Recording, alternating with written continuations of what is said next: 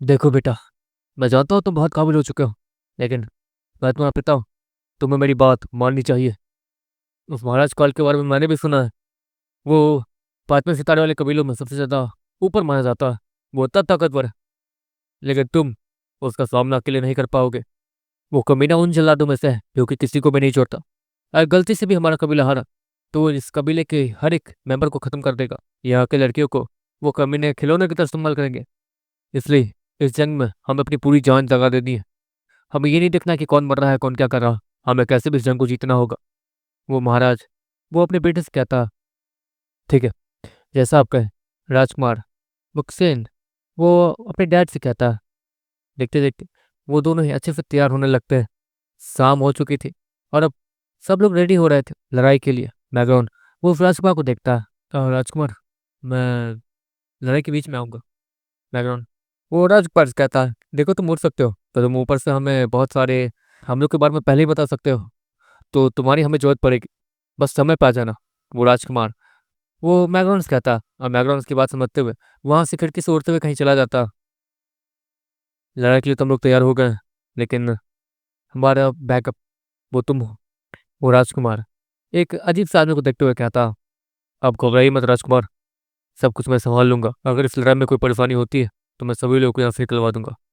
वो आदमी उस राजकुमार से कहता और वहां से उठ के चला जाता। सभी लोगों को तैयार करो। वो राजकुमार सभी लोगों को तैयार होने के लिए कहता। दूसरी तरफ श्योर वो अब भी अपनी जगह पर बंधा हुआ था। वो काफी ज्यादा थक चुका था। उसका खून लगातार पानी की तरफ बहे जा रहा था। अभी भी उसका आगे की बॉडी तो पूरी तरीके से तबाही हो चुकी थी। डीमन गर्ल जैसे ही बाहर आती है वैसे ही वो टेंटिकल्स डीमन गर्ल को भी लपेटने लगते हैं। तुम पागल हो गई हो। श्योर डीमन गर्ल को वापस न्यूरोकोर में बुलाते हुए कहता और न्यूरोकोर को सील कर देता ताकि उनमें से कोई भी बीस्ट बाहर ना आ सके। तुम ऐसा कर क्यों रहे हो? डीमन गर्ल श्योर से कहती है, मैं नहीं चाहता कि बाहर आते ही अगर तुम बाहर आ भी गई तो महाराज कल कमीना वो बहुत ज्यादा ताकतवर है। वो तुम सभी को नहीं छोड़ेगा। हाँ, मैं मानता हूँ कि तुम लोग दोबारा जिंदा हो सकते हो, लेकिन मुझे तुम लोग की जरूरत है। और अगर उसे ये पता चला कि मैं किसी भी बीस्ट को बाहर निकाल सकता हूँ तो वो पक्का मेरे नीरो कोर को ही मेरी बॉडी से निकालने की कोशिश करेगा, जिसमें तुम लोग की जान जाएगी। अगर मुझे कुछ हुआ तो तुम लोग भी खत्म हो जाओगे। इसलिए मुझे ध्यान देने दो। मुझे खुद को जिंदा रखना होगा। श्योर वो हल्की सी स्माइल के साथ कहता, लेकिन असल बात तो ये थी कि वो अपने चेहरे को हिला भी नहीं पा रहा था। फिर भी जैसे तैसे उसने स्माइल किया था ताकि उसके बीस्तों को डर ना लगे। उसके सारे बीस्त पक सच में डरे हुए थे। तुम्हें पता है, मैं जब पहली बार तुमसे मिला था, श्योर डीमन गर्ल्स कहता। डीमन गर्ल वो श्योर की बात सुनते रहती है। मुझे लगा था कि हमारी कभी भी नहीं बनेगी। मैं अपने जितने भी दोस्तों से मिला सभी लोग किस्मत से ही मुझे मिले। मोटा कीड़ा घायल था, उसे ठीक किया तो वो मेरे साथ आ गया। रेड मंकी वो एक सौदे के साथ मेरे साथ आया था कि मैं उसके ब्लड को प्योर बना दूंगा। म्यूटेंट ग्रासहोपर, प्रिजेन और बाकी सभी लोग किसी न किसी वजह से मेरे साथ आए थे, लेकिन सभी लोग बाद में मेरे दोस्त बन गए। तुम सभी मेरे दोस्त हो और मैं बिल्कुल भी नहीं चाहता कि तुम दोनों को कुछ हो। श्योर इतना कहते हुए थोड़ा टकने लगता और अपनी एनर्जी बचाता। देखो, मुझे नहीं लगता कि मेरे पास ज़्यादा समय है। अगर कोई तरीका है जिससे डीमन डीमन लेगिस श्योर डीमन लेगिस से कहता। डीमन लेगिस अपने सर को हाँ मिलाता। क्या कोई ऐसा तरीका है जिससे मैं इन सभी के कॉन्ट्रैक्ट को तोड़ सकूं? श्योर डीमन लेगिस से कहता। उसके बदले में श्योर के सारे बिजनेस पर चिल्लाने लगते हैं, तुम्हारा दिमाग तो खराब नहीं हो गया? तुम क्या कर रहे हो? रेड मंकी श्योर पे चिल्लाते हुए कहता, लेकिन श्योर उसकी बात नहीं सुन रहा था। वो डीमन लेगिस की तरफ देख रहा था। एक तरीका है, उसके लिए तुम्हें अपने नीरो कोर पे अपने इस डार्क स्कल ब्लेड से हमला करना होगा, या फिर किसी भी ऐसी चीज़ से जो कि शार्प हो और तुम्हारे नीरो कोर में एक हल्का सा गैप बना सके, या फिर उसमें एक ऐसा गैप बना सके जिससे कि हम लोग बाहर निकल सके। हम सभी बाहर निकल जाएंगे, लेकिन मास्टर तुम्हें ही मानेंगे। तुमसे कॉन्टैक्ट टूटने के बाद ये नहीं कि हम तुमसे अलग हो जाएंगे। हम हमेशा तुम्हें ही मास्टर मानेंगे, लेकिन हम लोग बस तुम्हारे नीरो कोर से बाहर निकल जाएंगे और नीरो कोर वाला कॉन्ट्रैक्ट वो मेरा और तुम्हारे बीच से और हम सभी के बीच से टूट जाएगा। लेकिन इसमें परेशानी यह है कि तुम्हारी जान जाएगी। डीमन लेगिस वो श्योर से कहता है और सारे बीस्ट डीमन लेगिस को गुस्से से देखने लगते हैं। मेरी कोई गलती नहीं है, उसने जबरदस्ती मुझसे बनवाया। डीमन लेगिस सबको एक्सप्लेन करते हुए कहता। श्योर वो पता नहीं कुछ स्माइल करे जा रहा था। तुम ऐसा कुछ भी नहीं सोच सकते हो, हम सभी तुम्हारे बीस्ट हैं। हम सभी को एक साथ मिलकर लड़ना होगा। तुम हार नहीं मान सकते हो। डीमन गर्ल श्योर से कहती है, हार हार अगर हार माना होता तो अब तक सब खत्म हो गए होते। बस मुझे तुम लोगों की चिंता और अपनी बहन की। पता नहीं मेरे जाने के बाद मेरी बहन का क्या होगा, क्योंकि जहाँ तक है मैं इस जगह से निकल नहीं पाऊंगा। और वो महाराज ताकतवर भी बहुत ज़्यादा है, कोई चांस नहीं। श्योर वो हार मानते हुए कहता, तुम हार मान रहे हो? तुम सच में हार मान रहे हो? डीमन गर्ल वो श्योर से कहती है, लेकिन श्योर उसका कोई जवाब नहीं देता। श्योर वो पूरी ताकत लगाता ताकि उन टेंटिकल्स को तोड़ सके। वो उन टेंटिकल्स को बीच से काटना शुरू कर देता और अपने आप को थोड़ा सा आज़ाद करवाता, लेकिन उसके पाँव अभी उस टेंटिकल में जकड़े हुए थे। वो पूरी ताकत लगाता और उन टेंटिकल्स पे अपने डार्क स्कल ब्लेड से हमला करता। उसकी पूरी बॉडी नीचे झुकते टाइम गिर ही रही थी, लेकिन वो अपने आप को उड़ना शुरू कर देता, मतलब उड़ाना शुरू कर देता। उन टेंटिकल्स को काटने के बाद श्योर तुरंत ही उड़ना शुरू करता और अपने आप को उड़ाते हुए और इधर लेफ्ट राइट जैसे कि उसने पी रखी हो वैसा बिहेव करते हुए ऊपर जाने लगता। उसे बहुत ज़्यादा चक्कर आ रहे थे। वो जैसे तैसे ऊपर पहुंचता और ऊपर पहुंचने के बाद वो सीधे जंगल के बीचों बीच जाके क्रैश हो जाता। श्योर इस वक्त लंबी लंबी सांसें ले रहा था। वो जैसे तैसे यहाँ आ पाया था। देखो हम लोग बच गए, डीमन गर्ल श्योर के नीरों से बाहर आते हुए कहती। पता श्योर इतना कहता उस डार्क स्कल ब्लेड को सीधे अपने नीरों की तरफ घुमा देता। डीमन गर्ल तुरंत उस डार्क स्कल ब्लेड को पकड़ती है और श्योर के हाथों को ही तोड़ देती है। श्योर तुरंत अपने नीरोकोर में फिर से उस सील को एक्टिवेट करता ताकि श्योर के नीरोकोर से कोई भी बीस्ट बाहर ना निकले और अपनी मन की ना करे। श्योर वो डीमन गर्ल को भी दोबारा नीरोकोर में भेज देता और वहीं कैद कर देता। इसके बाद अपने दूसरे हाथों से डार्क स्कल ब्लेड को लेता और अपने नीरोकोर के अंदर एक तरीके से स्किन को चीरते हुए अपने डार्क स्कल ब्लेड को वो नीरोकोर तक पहुँचाने लगता। और जैसे ही वो डार्क स्कल ब्लेड श्योर के नीरोकोर तक पहुँचता और उसके नीरोकोर से टच होता, श्योर को बहुत ज़्यादा महसूस होना शुरू हो जाता। ये तो बिल्कुल ऐसा जैसे कि एक साथ 1000 हार्ट अटैक्स मुझे आ रहे हैं, श्योर उस दर्द को सहते हुए कहता। अगले पल वो पूरी ताकत लगाता और वो नीरोकोर में एक अजीब सा कट लगाने में कामयाब हो जाता है, जहाँ से बहुत सारी रोशनी निकलती है और वो रोशनी तेजी से बाहर आने के बाद श्योर के सारे बीस्तों में बदल जाती है। वो सभी की बॉडी सफ़ेद रंग से ग्लो कर रही थी, जिसका मतलब ये था कि वो श्योर की बॉडी से और श्योर के नीरोकोर से आज़ाद हो गए। लेकिन श्योर ये महसूस कर पा रहा था कि श्योर वो सभी कनेक्टेड है। तुम्हें लगता है कि अब तुम्हें छोड़ कर जाएंगे वहाँ पर? Red monkey, velociraptor, mutant grasshopper वो सभी श्योर से कहते हैं। पता नहीं जाओगे, श्योर इतना कहता अपनी आंखें बंद करता, जिसके बाद देखते देखते उन सभी बीस्टों को अपने बॉडी पर एक अजीब सा कंट्रोल आता हुआ दिखता। श्योर उन सभी से ज़बरदस्ती काम करवा रहा था।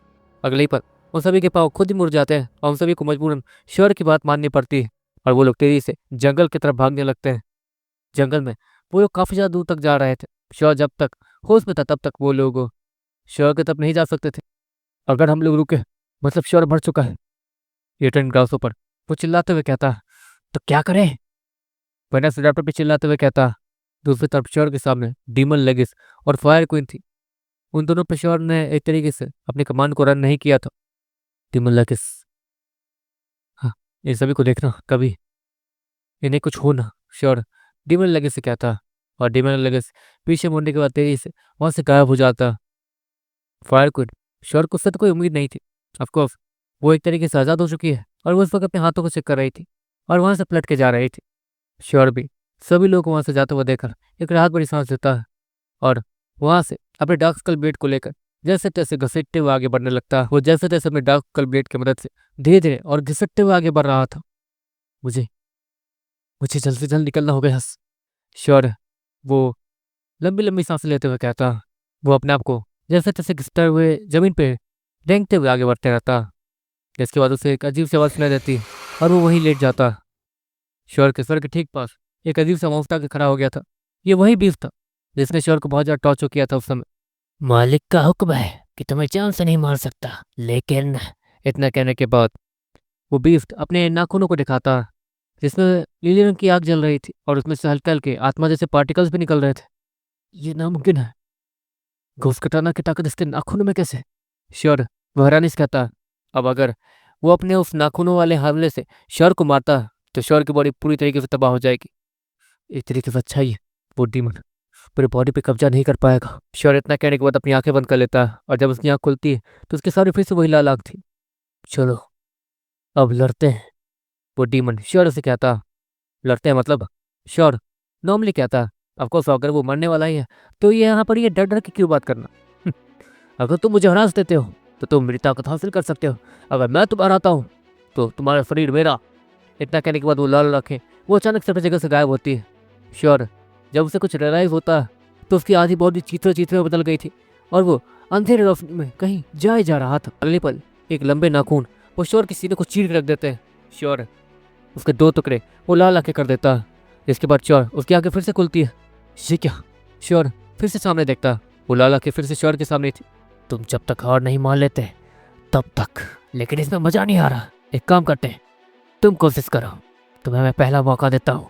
वो लाला के शौर्य से कहता और शौर्य अपनी पूरी ताकत लगाता और अपनी पूरी ताकत लगा के एक खतरनाक सा पंच उस लाला को वाले को मारता। उस डीमन को वो पंच लगते ही वह ऐसा लगता जैसे कि शौर्य ने किसी आयरन के रॉड के ऊपर वो पंच मारा हो। शौर्य के हाथों से उल्टा खून निकलने लगता और उसके हाथों के ऊपर की हड्डियां भी टूट जाती है। अगले पल शौर्य जैसे ऊपर देखता एक खतरनाक सा पंजा आखिर खतरनाक सा हाथ वो शौर्य के मुंह पे आता और उसके चीथड़े चीथड़े उड़ा देता। तुम्हारे पास अब सिर्फ 8 मौके ही बाकी हैं, वो डीमन शौर्य से कहता। 8 मौके? शौर्य वो हैरानी से कहता। तुम मुझसे सिर्फ 10 बार लड़ सकते हो। 10 बार अगर मैंने तुम्हें मार दिया तो तुम्हारी हार मानी जाएगी, वो डीमन इस्माइल के साथ कहता। ये नामुमकिन है, तुम मुझसे कहीं ज़्यादा ताकतवर हो, ये कैसी फेयर फाइट है? शौर्य उस डीमन से कहता। ये उसमें मुझे क्या, मुझे तुम्हारा शरीर मिलेगा और अपनी डीमन पावर्स के साथ और तुम्हारे नीडोकोड के इस्तेमाल से मैं बहुत ज़्यादा आगे जा पाऊंगा। इतनी आसानी से आसान, बहुत ज़्यादा आसान। उन देवताओं को भी मैं कभी छोड़ूंगा नहीं। और तो और तुम्हारे पास पावर है ना समय में आगे पीछे जाने की, मैं उस पावर का भी अच्छे से इस्तेमाल करूंगा और तुम्हारे बहन तुम्हारे प्यार सभी को जान से मार दूंगा। वो डीमन जैसे ही कहता शौर्य को बहुत ज़्यादा गुस्सा आने लगता। मेरी बहन ने तुम्हारा क्या बिगाड़ा? शौर्य वो अपने सर को नीचे करते हुए कहता। अच्छा वो तुम अपनी बहन के लिए कुछ ज़्यादा ही अजीबोगरीब फीलिंग लेके घूमते हो, मुझे अच्छा नहीं लगता।